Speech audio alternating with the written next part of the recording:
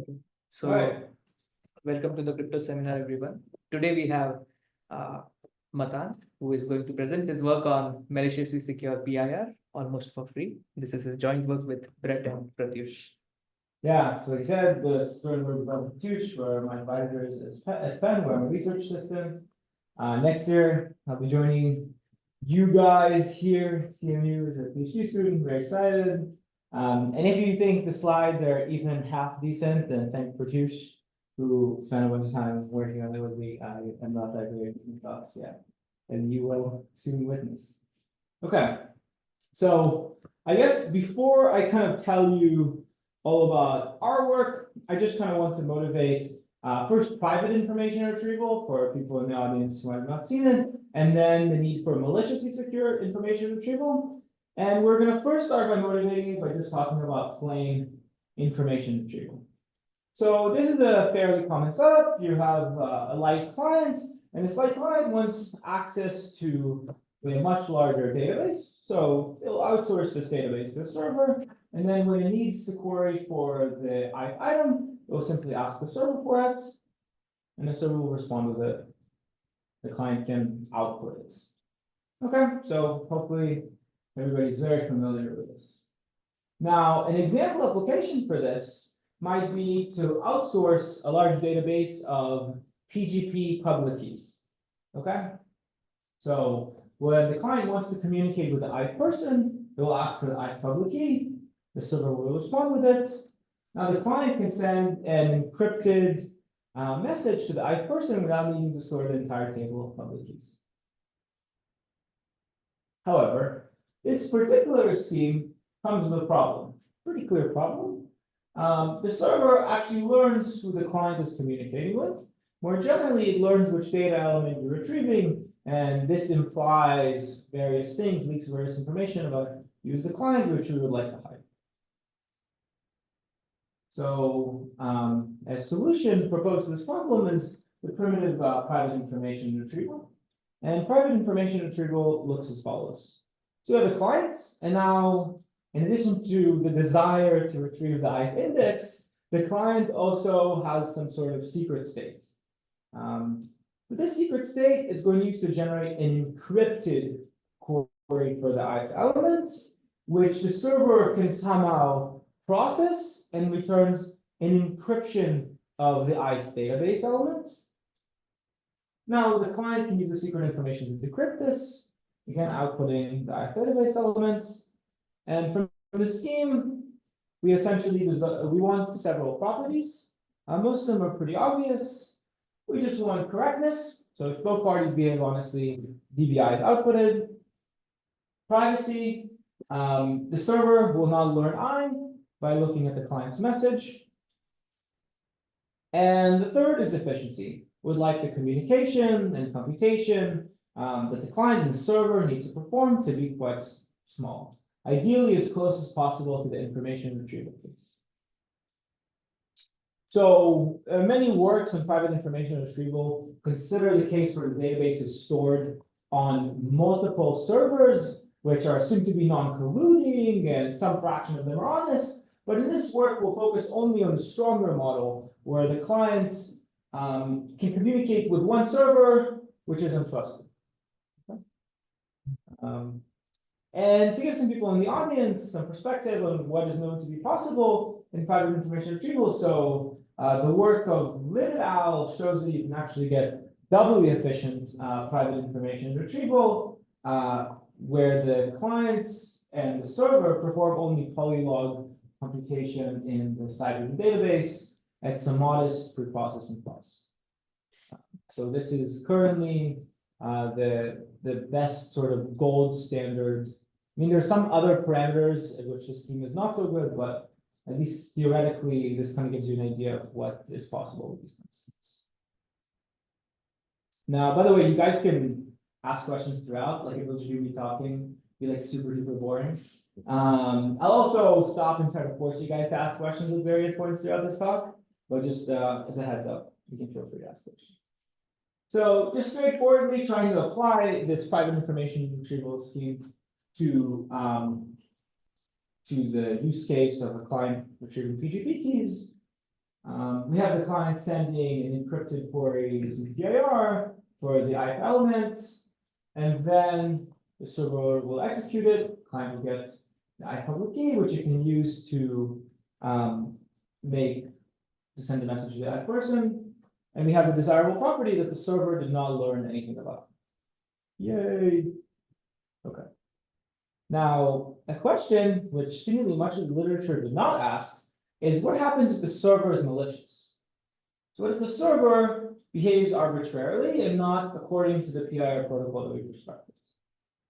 As it turns out, there are actually some things that this server can do. So the first such attack that a server can execute, so it's called a selective-failure attack, and it proceeds as follows. First, the server will corrupt the ith element of the database. So in our case, this might mean taking the ith public key and replacing it with a bunch of zeros, some other garbage. Now, a client, not knowing that the server might be malicious or might have corrupted some of the elements, makes a query for the ith element. The server executes this query honestly on the database, and because the database has a bunch of garbage at the ith element, the client will actually end up retrieving a garbage element. Then when it wants to send a message to the ith person, it won't be able to do it because it doesn't have the public key, right? So in some more detail, if we look at the counter-positive world, if you like, if the client queries I, it will not be able to perform the next action in the system, and it will not be able to send this message. And the server potentially can observe this. And if it queries some J, which is not I, the client will not even know that the server was malicious. You will not see any corruption, and proceed as regular, right? And the server can observe this discrepancy in the behavior of the client to deduce information about I. Okay, and this is a very realistic threat model in many systems in which PIR is used as part of a larger system. Usually the client wouldn't just retrieve information from the server to do nothing with it. And this attack was actually observed in the earliest single server PIR work of Kushelevitz and Ostrovsky, even though they did not give a complete or a solution to this problem. Now, another attack that we might consider a server performing is what's called an incoherent view attack, in which a server can get the clients to disagree about the database. So to do this, the server will hold two databases, right, which, for example, may not agree on the ith item. Now, when the first client comes around asking for the ith item, it will execute its query against the first database. And when the second client comes around, it will execute its query against the second database.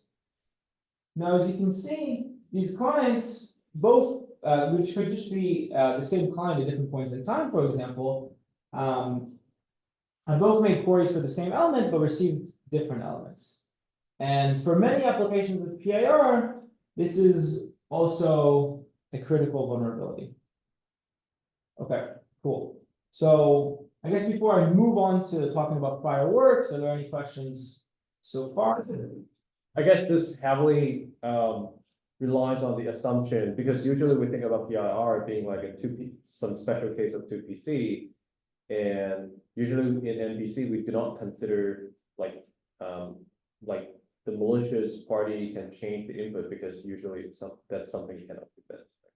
So I see, I mean, I sort of see what you're saying, that in malicious MPC, we just say there is no such thing as a wrong input, right? But for example, I think by the way, in PIR, we usually do think about the fact that there's many clients that can come into the system. This is actually one of the main advantages of using PIR or something with ORM.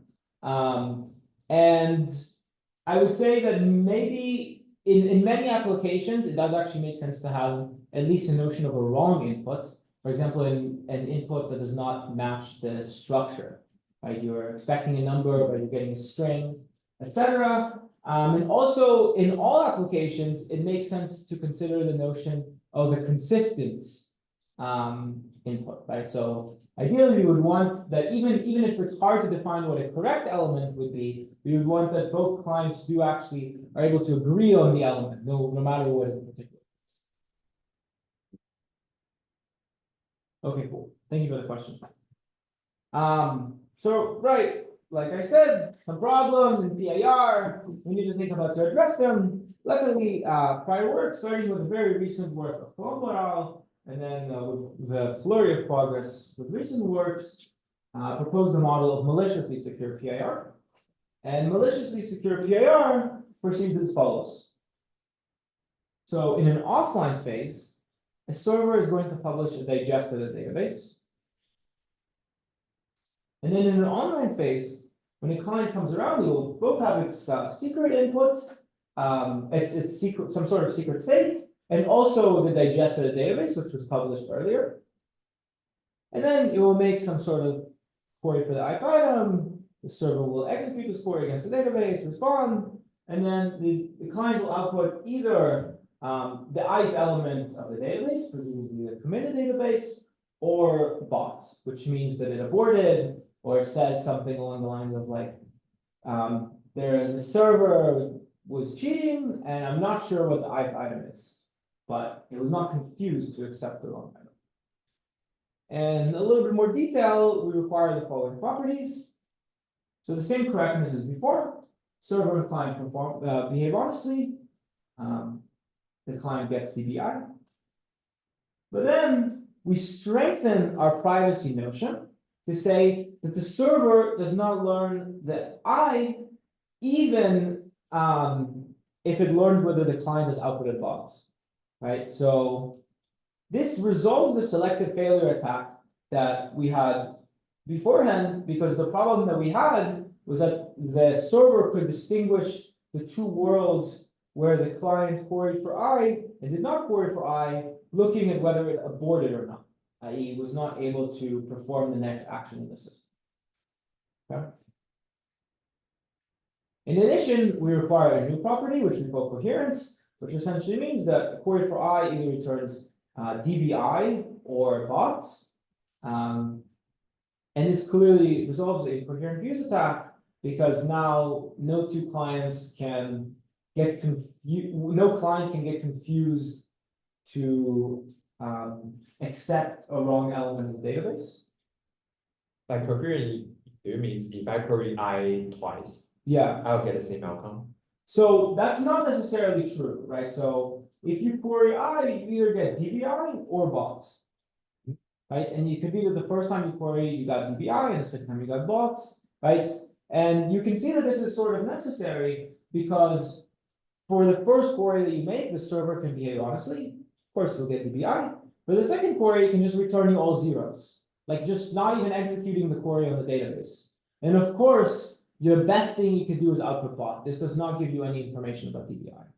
Then how does it resolve the incoherent views, since the server can have different replies? Right. So but what matters is not that the server has different replies, it's what's the client outputs, right? So the client can see the server's output being different and say, no, this is not a legitimate output.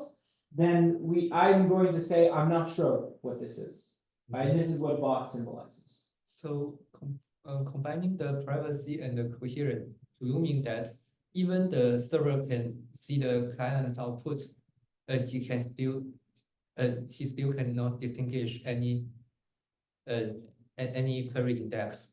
Yeah, so it's not that even if it can see the client's output, it gets less information. Again, it gets one bit of information. The one bit of information is the client's output bots, right? So if it learns whether the client's output is bot or not, right? We said the client's output can be two things. It can either be DBI for whatever I was queried or bot. If it just learns whether the output was bot, this does not give it information about I. Of course, that if it was able to see DBI being outputted, it'd be able to tell information about I. Yeah. So is it possible that two different clients in their first queries one gets DBI, other gets bot? Yeah. So like I explained, one time there's just no way to prevent this. One time the server can behave honestly. The next time it can just return nonsense, zeros, garbage, and there's no way to prevent this. But the idea is if these clients come together or need to agree about some property of the database, one client will be like, I got DBI, the other client will say, I don't know, I guess it's DBI because you're convinced. But it will never be the case that one person says it's DBI prime, and they can't agree. Do you assume in the offline phase server is honest? Right, so you're one step ahead of me, so I'll just say the following thing. So we want the efficiency, we want communication computation below, just as before. I'm making, there's a little thing that's gonna pop up right here, so I'll answer your question. So, I'm making a quick disclaimer that these prior works did not say maliciously secure PIR, they said verifiable or authenticated. It's not really too much verification or authentication going on here. And an analogy to MPC, we think this is the appropriate name. And then, throughout this talk, we will actually assume that the digest is produced honestly. But in the paper, we show how to handle the case in which even the offline phase is executed by an adversary. So we don't assume that the digest is produced honestly. That's a really good question. I have a Yeah. question. Please. So for the like, I would imagine like the digest is short, so like there should be like more than one database that should be consistent with the digest. Like it should be hard to find, but I would imagine it would be more than one. Like there will be some DB and some DB, at least some DB and DB prime, which are both consistent with the digest. So like, how do you ensure in that case, like that, like say, how do you ensure in that case that a query I will not return a DBI prime? Like if DB prime is also like a consistent with the digest? I mean, it will just be hard to find. So if the server is able to get the client to accept this, then it will break some sort of computationally hard problem, right? I mean, like looking ahead, we're going to instantiate this digest with a vector commitment, and there's going to be an internal check which happens with a vector commitment. And are you familiar with vector commitments? Yeah. Okay. Yeah. And if the server can get the client to output one time DBI and another time DBI prime, then it broke the soundness property of the vector commitment scheme. Right, so it's the same way vector commitments. Okay, so like it's like computational property. It's not like perfect. You can't expect perfect coherence. No, you can't expect. I mean, if the digest, like you suggest, if the digest is not linear in the size of the database, this is impossible, and it's pointless to have a digest which is linear in the size of the database. Okay, thanks. Yeah, for sure. Thank you for the question. I have one question. Yeah. So in this, are you assuming the clients are honest? What does it? Yeah, So I mean, how does the client decide in particular so whether to yeah, we're output talking DPI or about- bot? So we're saying a client outputs this or this. Of course, any client can just output like 1 or 7 or whatever it wants. We're talking about the client that we instantiate here. So if you execute the honest client code, you won't be fooled. If you execute the code that my grandma wrote, then who knows, right? Yeah, so I'm wondering in that case, if for the same query, first the server returned DBI, Yeah. and okay, so maybe the second query, the server does not know is it the same or not, but either way it just returns bot. Okay. And then maybe it can infer if the client outputted bot the second time, then perhaps it was the same query and the client detected inconsistency. But if it did not, then they were two different queries. I don't fully understand your question. Are you saying that if the client made a second query to the same location? Yeah. Then it was probably because Like, the first query I'm was worried blocked? about the privacy. What are you worried about? Maybe I'll keep going and this will become clear. Okay. You think so? Okay. Sure. Let me know in like a couple slides if it's not becoming clear, then we'll go over this, or maybe I'll tell you we should talk offline. Okay, cool. By the way, how much time do I have? We started kind of late. Are you guys Yeah. going to stay like 10 minutes? over? 30, 40 minutes. Okay, all right, sounds good. So we should be good. All right, so like I said, there are a bunch of prior works four prior works who worked in the setting. Why am I even here talking to you? Is this like not a complete problem? It's a surprise, it is not. Here's the performance which is achieved by prior work, and I know this is like a big scary table, but I'm going to point to what I perceive. Huh? Yeah, well. None of them can be easily realized. What do you mean? No. Oh, no, this is, I mean, they all have proofs of security. but you'll see what I mean by ad hoc in a second.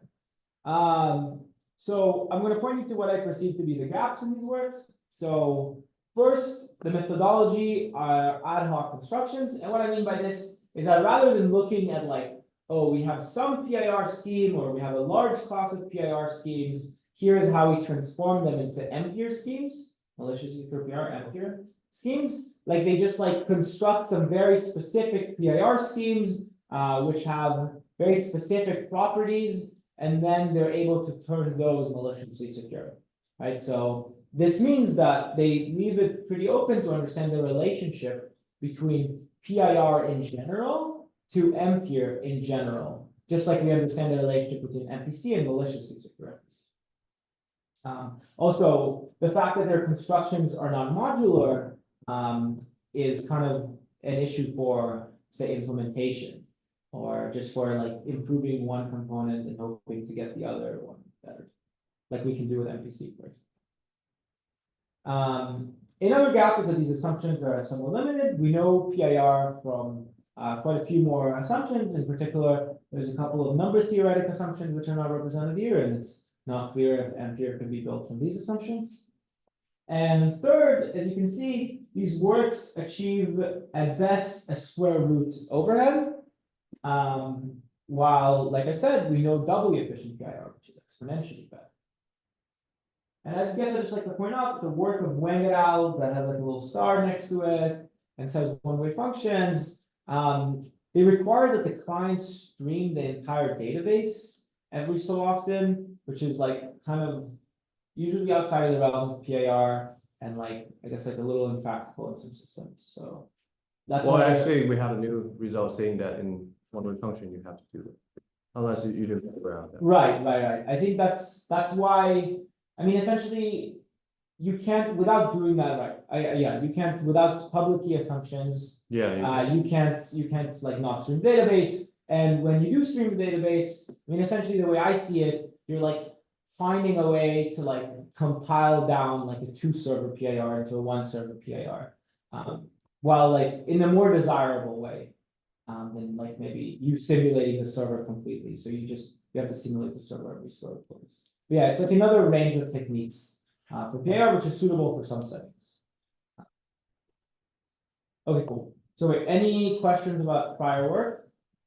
Probably not, I didn't say too much, right? So, okay, awesome. So this brings us to the most exciting part of the talk. Yeah, this guy seems excited. Our contributions. So our chief contribution is a maliciousness compiler, which takes an PIR and transforms it into an mPIR. And what I mean by this is the following. If you give me a PIR and you throw me a vector commitment and you hand me a local decodable code, and I'm going to talk about what these two subcomponents are, they're going to kind of come up fluidly in the rest of the talk. Then you can combine them all together, put them as ingredients to our theorem, and on the other end, you're going to get out with only O to the epsilon communication overhead and maliciously-secure PIR. Cool. So overhead is additional to original PIR. So yeah, additional to the original PIR. So we can't. It's a multiplicative factor, or Yeah, multiplicative. okay. So in that sense, why not just use Merkle tree? What's the So that's gonna come. So why not just take PIR and apply Merkle tree over it to build mPIR? Yeah, I guess that's usually the natural. That's the natural attempt, and you'll have to wait a few slides because it will be a strawman on our way. Spoiler alert. So this clearly solves the methodology problem that we have. Now we know a generic relationship between PIR and mPIR, which has all like the modularity advantages that I kindly boasted about. Now, I'd like to remind you guys a theorem which says that PIR implies collision-resistant hash functions, and those imply Merkle trees, which are vector commitments. Don't worry too much if you're not too familiar with these subcomponents. But clearly, because locally decodable codes are an information theoretic object that exists unconditionally, this shows that PIR and mPIR are, from a complexity theoretic standpoint, equivalent. Right? You don't need to make any additional computational assumption. If PIR exists, then mPIR also exists. And the opposite direction is pretty obvious. This solves our assumption problem. And then we can plug in doubly efficient PIR here, and we actually, like a little disclaimer, and particularly in doubly efficient PIR, because of the techniques they get, we can kind of apply our compiler, not get an O of n to the epsilon overhead. We instead get a polylog overhead. So we get a polylog, we essentially get a doubly efficient mPIR. Right, so here are our results, kind of standing next to prior work.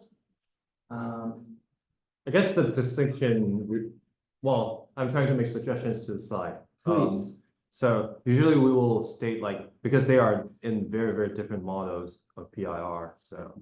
Which one? Oh, the wing and.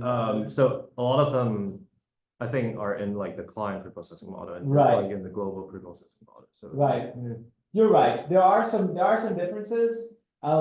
We can talk offline, and I can consider adding these subtleties, because this is more high level for people who are less deep in the PIR literature. But you are right, the doubly efficient PIR makes some preprocessing, and the assumptions differ, etc.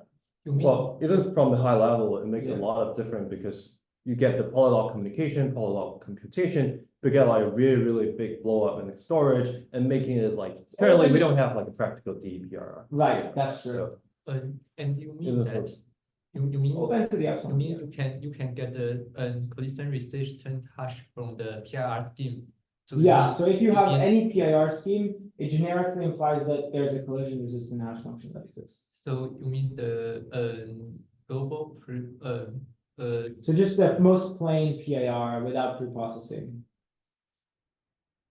one server, you mean the one server PIR, so it implies OT and also you mean okay. Yeah, there's this paper of like Shai, Kushelevitz, and Ostrovsky, I think 04, that shows how to construct from PIR and a collision resistant hash function in a black box way. Cool. Okay, and thank you for the comments. I think what you said makes sense. I should make those disclaimers.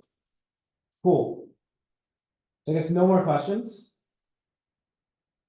And this brings us to our construction. So before I get into all the details of the construction, just a refresher about what vector commitments are. So in vector commitments, there's a committer. This committer has a large vector, in our case, which we keep calling a database. It can produce a digest of this database that's small. At a later time, the client can ask it to open the ith element of this database. And the server can give it the ith database item as well as an opening proof. And what we would want is that if both the committer and the client are behaving honestly, then the client is convinced that DBI is actually one of the elements in the database that was committed to. And we also want soundness, and by that we mean that if the committer is malicious and produces some DBI prime, which was not the element originally committed to, then the client will not be convinced that it's the correct element. And we would hope that both the proof and the digester are true. Sorry, I have a question. Yeah. That I think the soundness can only be preserved if the committer is honest, if the commitment key is honestly generated. I think there might be some sort of setup. I'm not giving you the full definition. There's like potentially some setup that happens, and we assume happens honestly, like sampling a hash function or something. The hash function must be sampling honest. Yeah, we're kind of shrugging away like the setup here. You can just, it's going to kind of be in the background for the rest of this talk. Maybe I'm a little cheating on that. But you can just assume that the setup happens honestly. It's not going to play a crucial part. Still seem kind of confused. So you mean, but I previously you said that you can give a generic method that even the Even if the offline offline phase. is So okay, yeah. So there's a distinction between the setup phase, which is like global and like happens once, and it's like, sampling the parameters of the scheme and sampling the parameters of the PIR scheme, and that happens honestly. And then and this does not depend on the database. And then there is a preprocessing phase that the server executes and depends on the database, and that might be executed maliciously. Yeah, that's a good distinction too. Okay, cool. So now bringing us to Ming-Shen's idea, right? Why not just put a Merkle tree over it? All right, so let's take a look at what happens. So trying to kind of formalize your idea, tell me if I got it right. In an offline phase, we're going to have the server digest the database according to some vector commitment scheme, say Merkle trees. And then it's going to append to each database element an opening proof. Okay, and it's going to store this augmented database where the ith element of the database is DBI concatenated with the opening. Now, in an online phase, the client's going to come along, and this client already has the digest, which was published. It's going to query the ith item using PIR. It's going to, the server is going to respond. It's going to decode, and then maybe output DBI or bot, depending on whether the opening proof was correct. Okay? That's how it's going to determine what's up. Now, what are the properties of the scheme? So clearly we get coherence, right? Because this is by the soundness of the vector commitment scheme. We do also have efficiency because presumably our PIR is efficient and our vector commitment is efficient. But now I'll ask you, do we get privacy?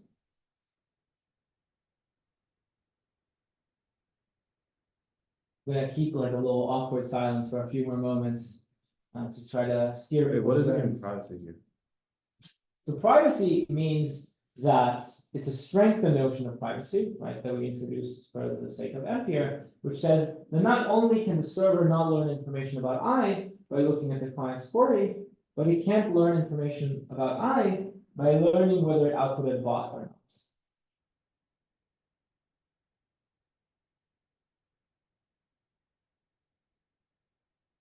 The server can still give bad proof at a specific slot. My man, exactly.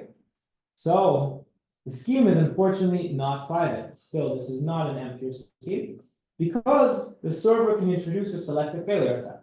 I just corrupt the ith proof, make it all zeros. Now the client will output bot if and only if it queried for the ith item.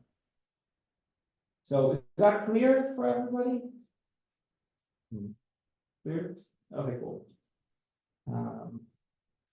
And the problem, actually, as you basically, I think, use the right words, the errors themselves are too localized, right? The server can introduce an error to only one location, and this will only affect the ith query. So, I guess this is kind of a hard question. Well, essentially, we need to find some sort of tool to spread out the errors and delocalize the client's queries. And this tool is going to be locally decodable codes. So locally decodable codes are special type of error correcting codes. And like all other kind of error correcting codes, they have an encoding algorithm. And this encoding algorithm takes a message, in this particular case our database, encodes it, making it some constant times larger, putting it in a more redundant form. What makes LDCs special is that they also come with a local decoding algorithm. What this local decoding algorithm does is that given some particular index as input, it will query a sublinear, very small fraction of these code word symbols, and then output the corresponding message symbol to the index queried. Right? So remarkably, actually, this local decoding algorithm can work even when some constant fraction of this code word is corrupted. So it can work with high probability even when a constant fraction of this code word is corrupted. And because it can work even when some constant fraction of this code word is corrupted, what this means is that the set of queries must actually be pretty random, like fairly spread throughout, right? Because if it wasn't, say if the set of queries was only, I don't know, located here or in the bottom third or something, then an adversary can corrupt those elements of the code word and then confuse the decoding algorithm to output something which is not the right symbol. Okay. And in some more detail, we're gonna break down this decoding algorithm into this query algorithm, which is going to generate a set of queries, and a decoding algorithm which takes in the code word restricted on the query set and output the corresponding symbol of the message. Cool. Any questions about this? Since it was about maybe slightly answer, it's fine. Also, I can stall to drink water. Sounds good. Okay. Now, let's use the fact that now the client is able to make queries which are pretty random into the database to determine any particular message symbol to try to build an mPIR scheme. And what it's going to look like is the following. In an offline phase, the server is going to commit to an encoding of the database, the LDC encoding of the database, and again store the augmented database with the opening. Now, in an online phase, a client's going to come along. The first thing it's going to do is generate an LDC query for that particular index of interest, and then use PIR to query, like maybe batch PIR or whatever, if you're familiar, not super relevant for our context. Actually, batch PIR doesn't work, never mind, different story. It's going to query for all the indices requested by the LDC query algorithm. The client will execute these queries on the database, and here's the kind of special thing that the client does. It's going to look at every element of the code word which it retrieved, and it's going to say, if the opening proof corresponding to this element did not pass, I'm going to treat this like an erasure in the code, right? But still, like we said, the decoding algorithm can decode even in the presence of some corruptions, of some erasures, right? So even if some of the code word symbols it got did not have valid opening proofs, it will execute the LDC decoder on the restriction of the code word and output whatever it outputs. Okay, so this is our next attempt. Let's try to analyze its properties. First of all, it preserves correctness, clearly. This is by the correctness of the PIR and the vector commitment and the LDC. And it also preserves coherence. This is maybe slightly harder to see, depends slightly on the properties of the LDC, but for now I'm going to drag this aside. You can probably easily convince yourself of this. This has O of n to the epsilon overhead, because we can get LDCs which have constant rate and O of n to the epsilon overhead. We will talk about this in a bit. There's a question. Yeah. I'll just do my last little call out. The question is whether this is private. And I'll leave you guys to think about it while I try to answer the question in the chat. Yeah, so this is a very interesting question. So somebody in the chat asked if you need to assume some sort of smoothness property of the LDC for the security to hold. So this is actually, we're going to see that the smoothness is going to be crucial. I think in the paper, we currently describe things in terms of perfectly smooth LDCs. And I maybe won't define what this means right now, but I think we actually do know how to generalize our scheme to any LDC. Any LDC must be nearly smooth, and I think we can generalize to that. But this is not what we're going to talk about right now. You can think about perfectly smooth LDCs. Cool. Thank you for the question. Okay. Does anybody want to comment on whether the scheme is private or not? It's like a little bit hard to see. I have a question. Huh? So if you have a smooth LDC, Yeah. but the but you give a series of a couple. Maybe you give a tuples of quadrants, but they may be relevant. They may be dependent. Oh, I think the LDC each of them are truly random, but Yeah, that's true. That's true. I get what you're saying, right? That's true. I mean, I did not rely on smoothness yet. I haven't mentioned it. So we're going to look at how we're going to use smoothness. So just keep that question. Hopefully things will become clearer. Okay. So I think just it will be much easier to reason about the scheme if we had a particular concrete LDC in mind. So I'm going to introduce what are called Reed-Muller codes. So guess who here has seen Reed-Muller codes before? Okay, good. Wow, this is awesome. I get to introduce you guys to like a really cool tool then. Okay, so Reed-Muller codes are like basically like the classical locally decodable code. sorry. Yeah. I think the overhead of Reed-Muller LDC is very large. It has a very large Overhead in what regard? Well, it depends on which parameters you're trying to get. But I'll disclaim about the parameters that we get, and I'll say what the overhead is as well. So Reed-Muller codes work as follows. To tell you how they work, I need to specify the encoding and the decoding algorithm. So this is what I'll do next. So to encode a Reed-Muller code, you're going to arrange your message in a square like this, right? You're going to interpolate a bivariate polynomial f of total degree, which is less than the side length, some square root, maybe I will touch on that agrees with the database. And what this means is that if you take f and evaluate it as 0, 0, for example, you will get db1. Okay, so it's just kind of what you expect. And then the code word e is all the evaluation of f over the square fp by fp. Okay. Now, how are we going to decode from, how are we going to locally decode the Reed-Muller code?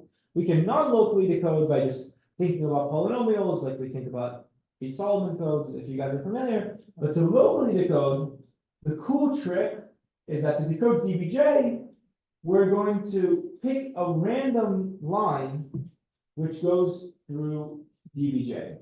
And what this looks like is, first, we look at dbj, and we pick a random slope. In this case, I guess the slope is like -1, -1, or whatever that is in fp cross fp. And we will query all the points on this line. So you choose a parameter that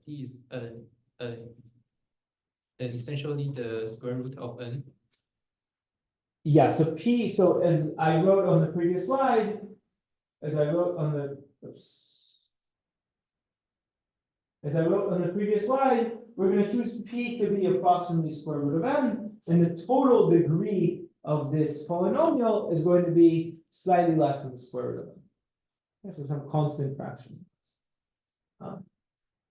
We're going to query this random line, and now I'm not going to try to convince you of this during the talk, but if you just sat down and reasoned about it, you can actually see that the restriction of e, so restriction of f in this particular case, since e is just the evaluation of f to a random line, is a univariate polynomial, which has, we have square root evaluations of it, right? Because each line is square root many points, but it has degree less than square root.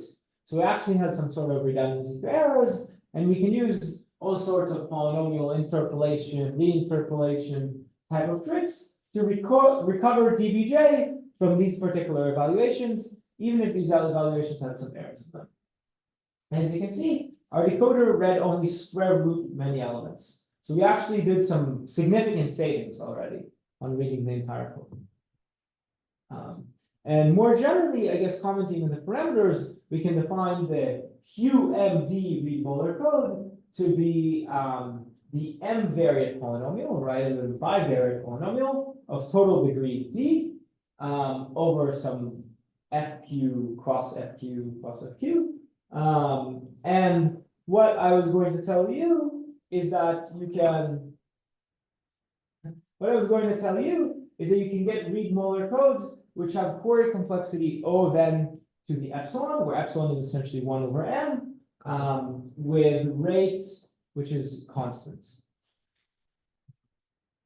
Okay, and for the rest of this talk, we can keep the bivariate polynomials in mind, but in practice, we're going to need to use these lower query complexity read Molar codes to get the asymptotic subunits. Okay, so the answer to the question, was the previous scheme private, is no, which might be a problem for the amount of time that we have left in the talk, but hopefully we'll have a lot of fun with it. We have maybe say another 10 minutes. Yeah, okay, cool. All right. So now let's see why the previous scheme was not private. The previous scheme was not private because the server can execute what I like to call a variance attack. And it looks something like this. We introduce a selective failure attack on the ith item, that is, client will abort to some probability if and only if where's the ith item, otherwise not. It will corrupt a random line through I.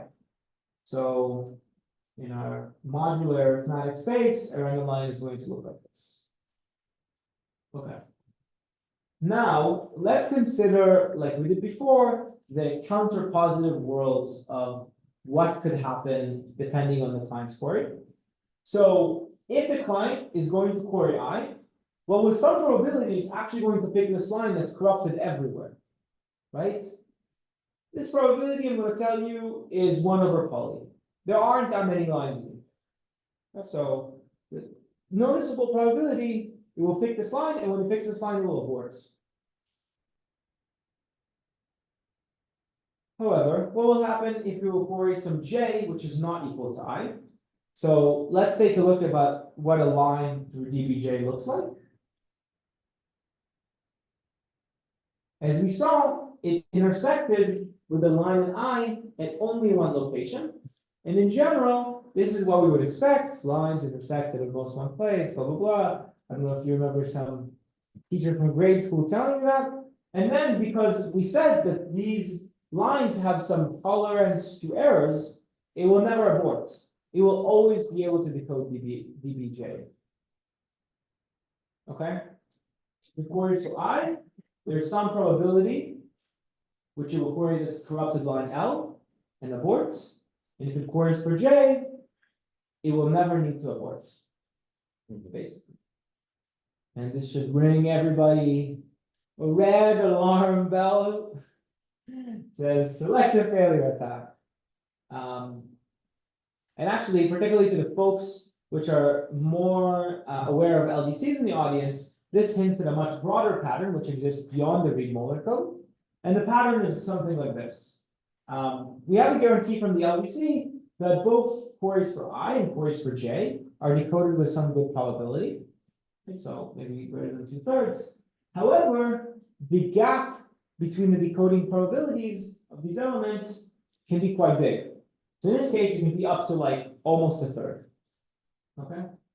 So in general, it will be noticeable. And we can essentially say, heuristically, that LDCs are not consistently decoded, right? When you make a query, you have some guarantee about the decoding probability of I and decoding probability of j, but they don't have to be similar. Okay, so what are we going to do to resolve this attack? The most naive idea would be to just repeat many LDC queries to amplify the decoding probability until the decoding probability is so high the difference has to be small. Right, that's the naive idea. But unfortunately, this is going to require a lot of queries, like a lot of queries. So instead of amplifying the decoding probability, we actually go in the opposite direction and we decrease the decoding probability. And we're going to do it by introducing what we call test queries. Okay. So here is what I mean. I joined late. Like, is this very late in the talk already? I thought it started at 4:30. No, Yeah. today we started at 3:30. Yeah, sorry. I The announcement said 4:30. But the talk announcement said 4:30. There No. was, I think Huang like re-announced like yesterday. Yeah. I had to ask him, there were no flights that were late enough that I could take. Okay, in that case, you should just continue because I thought if you just started, maybe like okay. Yeah, sorry, Uh, I'll tell you more about it later. Thanks, Elaine. Okay, cool. So, all right. So we have, so I'm going to tell you how we decrease the decoder success probability. So as before, if we want some elements, we're going to query a line through it. Actually, we're going to query a couple of lines, but I'm going to kind of sweep this under the rug. But we're going to do something additional. We're going to just pick a bunch of random points to the space, hopefully not too many, test queries. And we're going to query both the lines and the test queries as the decoder's query sets. Okay. Now, when the decoder has to decode, it will first check if any of the test queries are corrupt. If any test query is corrupt, it will output bots. Otherwise, it will output the majority decoding of all the lines. Okay. And the reason why we expect this to help is twofold. One, this test set was independent of the query index. It's just completely random. So if we abort because of the corruption here, this doesn't tell the adversary anything. Okay. And again, this test is sort of like a proximity test for the code, and it guarantees that the server cannot introduce too many errors. Because if the server introduced some constant fraction of errors, then one of the test queries would land in the set with high probability, and we would abort, which is something we can do because the server did not behave honestly. So does everybody see, this is like a heavy slide. Everybody see why this kind of, we're moving in the right direction? Getting some thumbs up, getting at least one. That's all I need. All right. Now the question is if using this decoding probability gives us privacy. That is still not clear. Does anybody want to guess? You should make like a bad guess. You have 50% chance. Why not? Use the context of this talk. Does it look like I'm done? No. Oh my God, you got me. All right, yes, we're not done. But I don't exactly expect you to know why, because it's actually, I think, fairly subtle. And I'm mostly kind of going to glance over this point. It's something called the non-signaling barrier. And I think this is actually really interesting for people working in PIR to consider, right? Because this is a big relation between PIR and SNARGs. So I would suggest maybe pay attention because this is cool outside of my work, right? So you can ask, what guarantee does PIR privacy give you when you're making multiple queries? Okay. Because PIR privacy is kind of like public key indistinguishability or something, you would think that what you would think is that the server's response to the ith query is independent of what the jth query is. Isn't this is kind of what's intuitive to expect? I mean, I'm kind of going over things pretty fast. If it's not making sense, don't worry. But you would kind of expect this because you would think you can replace one PIR query by the other, right? You can argue that the server cannot tell what the ith query is when it's responding to the jth query, because you can kind of use like a hybrid argument to replace it with some garbage, right? This is the intuitive idea. And actually, there were papers published who thought that you can do this, and then they used it to construct succinct arguments for NP from standard assumptions without IO. We only know construction from IO now, but this was like early 2000, work of Aiello et al. But this is actually not true, or at least we don't know how to prove that the second bullet is the case, right? And all we get is a guarantee that the PIR server's responses are what's called non-signaling on the set of queries. I'm not going to explain what this is, but this is like a cool thing to keep in mind, and we almost did not see this ourselves. We started writing and we're like, oh, wait, how do you prove this? And if one was able to get over this barrier, you get snarks for NP from essentially standard assumptions and better than IO. And because of this non-signaling thing, you can actually, the server in like kind of a crazy way, can sort of differentiate between test and decoding queries, even though they're under PIR. At least we don't know how to prove otherwise. So our next idea is just that we're going to have to mix in the test and decoding queries better. And this is, finally, we're done, our construction. Now when I ask you if this is private, you can say yes. So here's our non-signaling local decoder. So we're going to do the same thing as before, querying a bunch of lines. Only thing that we're going to do is that we're going to embed the test point on the line. So we're going to pick a random point on the line and call it the test points. And now, because the LDC is smooth, whoever knows what smooth LDCs are, the placement of the test query is still uniformly random and independent of the index. You can think about it only dependent on the slope in this particular case, rather than depending on I. I'll let you think about that. And we query the test and decoding queries, and we do the same thing as before.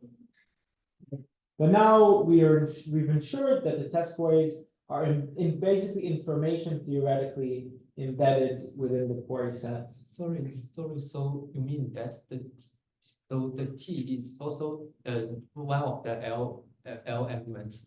So you can think about taking each line and then hooking a random pointer with the puncture and not to ask, and making that point in the test set. Okay. Can you explain what was the problem before? Like Yeah. they were random, so it wasn't independent. So it was independent of I, but it was also too it was also from a distribution which was too independent of the decoding queries. And we at least did not know how to separate. It's something related to non-signaling. Non-signaling is kind of complicated. I'd love to talk to you about that. Yeah. Kind of shrugging this away. Just wanted to actually show the final scheme that we use in the talk, but it was kind of hard to talk about non-signaling. And the final construction, which I'm kind of skimming through, essentially does the same things as before, only that it's going to use the LDC decoding algorithms from the previous slide. Okay. And this preserves the correctness and coherence, and then achieve O of n to the epsilon overhead. Maybe if there's some more careful observers in the audience, you notice that it's actually only it's both O of n to the epsilon communication and computation, because we're asking O of n to the epsilon many queries. Naively, one would try to reduce it using batch codes. Batch codes actually don't work in our setting. In the malicious setting, it's kind of complicated to explain why. This is also the paper, but I just wanted to tease this out. And the reason why privacy holds is like a little bit complicated. I did just want to give an overview of the analysis. But now that I look at it, essentially, we can break up privacy into two different subparts. First of all, the probability of outputting bot is the same on I and J. And this is true because they have essentially the same distribution of test queries. And then the probability that if you did not output bot, you can actually decode. We want this to be high, but inverse probability to be small. And this is true because the adversary can information theoretically not tell what is a test query and what is a real query, right? Because that designation is entirely on your head. And if it corrupts a lot of lines, with high probability, it also corrupted the test query. So you would have outputted bots. So the only case in which you can't decode must be that it already outputted corrupt so many things on the lines that it outputted. And that's our construction. And before I kind of move to the conclusion, I guess except from non-signaling, which is really, really cool and kind of complicated, and I'll have to explain later. Are there any questions about like anything else? It's the last part. I mean, always kind of like that with the talk. It's like inversely correlated with people's energy is like the amount of technical content. which makes talk so difficult. I wish I should bring like confetti to like revive, like reinvigorate people's energies about halfway through. Maybe encourage you guys to have some sugary cake. But yeah, okay, cool. The conclusion, here are our results. With some fair complaints about the fact that PIR models are slightly different between them. But essentially what we show is that, you know, you can keep developing PIR protocols and get mPIR protocols on the other end. And there's some still questions about improving our compiler. So the overhead of our compiler is actually O of security parameter times n to the epsilon. And we would like to reduce this from multiplicative to additive, and also explore other ways to compile PIR to mPIRs, and maybe ones which are more cryptography based. Ours was fairly information theoretic. In general, I think like I'm very interested in LDCs. I mean, I'll be here next year, so if you are really interested in LDCs, come talk to me. I think it's interesting to study LDCs with with consistent decoding properties. So you have some guarantee about the gap between the decoding probability of I and J. Another thing is to kind of try to give better analysis of the PIR privacy in the face of non-signaling adversaries. We actually don't know how to implement most of these non-signaling strategies, but we just don't know how to rule them out. And this is a barrier to like snarks for MP, which I think is one of the biggest open problems in cryptography. And in practice, it's not really clear how practical our scheme is. Hopefully with some improvement in the correct instantiation of the parameters, we can get a practical mPIR from this. Maybe not the doubly efficient instantiation, but some other one. And I think this is also interesting to explore. Cool. Thanks a ton. Thank you guys for coming out. I much appreciate it. The paper will be online soon in like the next few days. And if you really are craving a draft so bad, just like you. Awesome. Thank you.